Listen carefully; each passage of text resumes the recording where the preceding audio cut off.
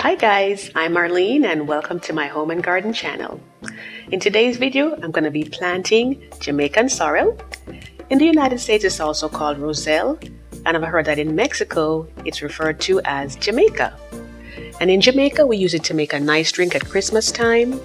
We also use it to make tea throughout the year, and it is so very good for you. And we also use it to make jams and jellies as well. I'm going to be starting mine indoors because I'm in a slightly colder climate, and then I'll have them transplanted outside. If you're, say, in a warmer climate like Jamaica, other areas of the Caribbean, you can actually start yours a little bit later, like say in May or a few months after that. So I'm going to start mine in the kitchen and then I'll have it transplanted outside in a few weeks. But before we do that though, I'm going to show you what a mature plant looks like so you have a pretty good idea.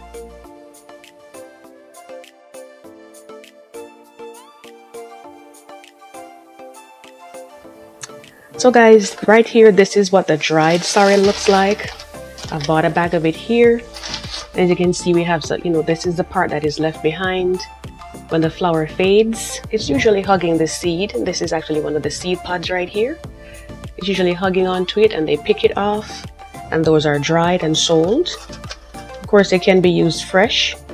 But I find that when you use them dried, they tend to give you more and it looks richer. Darker, so I actually like that. And this is what the seed pod looks like right here. And let me show you one of the seeds. It's fairly small. See, that's what it looks like.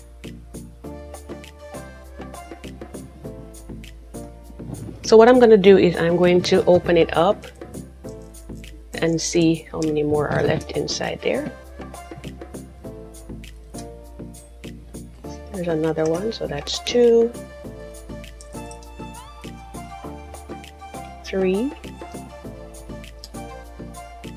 We got quite a few in there, so I'm very happy about that. There's another one again, so we have 3 and 3, 6 and 2, 8. So that's good. Let me put those off to the side and take out the trash. So if you like, you can always soak them in water, maybe like for a few hours or even possibly overnight, just to soften the seeds a little bit before you plant them. I'm not going to in this case, but you definitely can if you want to. And I have my garden soil right here mixed with a little compost. So if you see a little, older leaf or so in there, that might be why. As you can see, it looks really rich and that's what we want. So I'm going to go ahead and put it in my little pot here. You can see it has holes in the bottom for proper drainage, and it has the saucer at the bottom, so that way the water will drain out, because we don't want it to stay in there and then sit and start having rot inside there.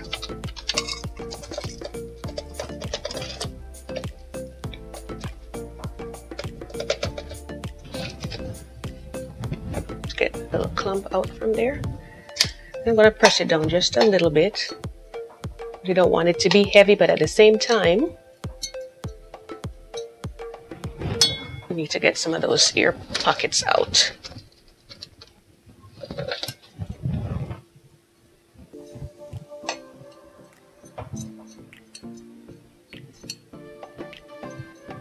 And by the way, guys, what I'll do is I'll leave some links in the description. So if you wanted to get seeds to buy, or if you wanted to get some of the dried sorrel to buy while you're waiting for yours to come along, then you can definitely do so.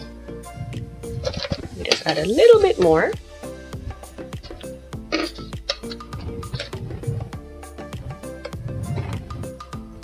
So I think we're good there based on the level that we have.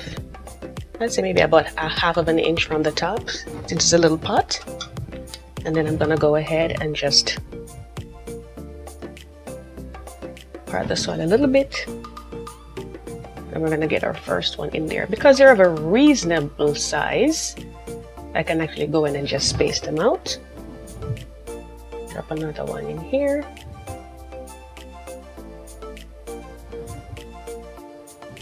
And another one.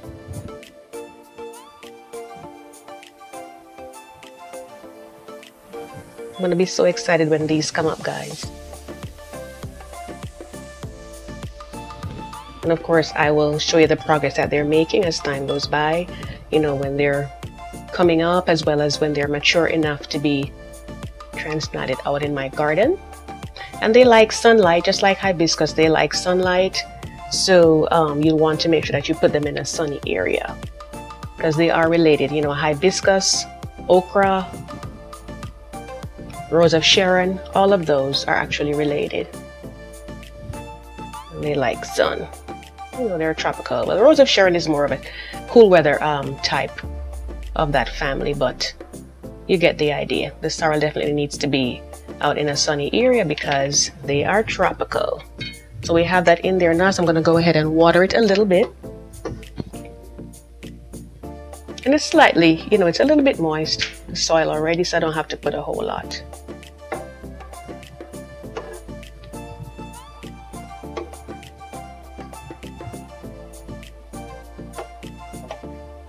So I think that should be enough because it's going to drain right out. And what I will do is I'm going to come back in, like, say about 2 days and check it out, see the status that it's in at that point.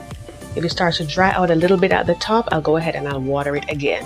If not, I'll just leave it and then give it a chance to come up. So we'll be checking in, you know, in a little bit to see how it's going. And what I'm going to do is I'm going to put it on my windowsill. It's going to be hanging out with my orchid right here, looking really good. And just to tell you that, you know, I got 2 leaves this year. Typically you get 1, but what has been happening is that I've been feeding it with this here, and I'll leave a link in the description for you as well as to where you can get this. You know, when you feed your orchids, it actually helps them to be healthier and you get more out of them. So definitely give that a look if you like. And like I said, the link will be at the bottom in the description box down there. And guys, if you've made it this far, I do hope that you will hit the like and subscribe button if you haven't already, and hit the notification bell so you can see more of my topics. If you like gardening, you know, I like flowers, you know, orchids, and the other ones that I have outside in my garden. I'll be decorating with a lot of those in the few months and weeks ahead.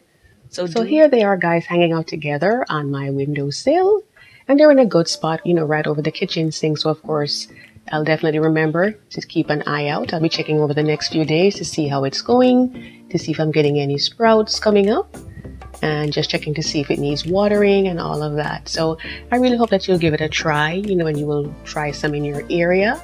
We have a shorter growing season, so of course we have to start them a little bit earlier, but we can definitely do this. You know, I do thank you so much for watching. I appreciate each and every one of you.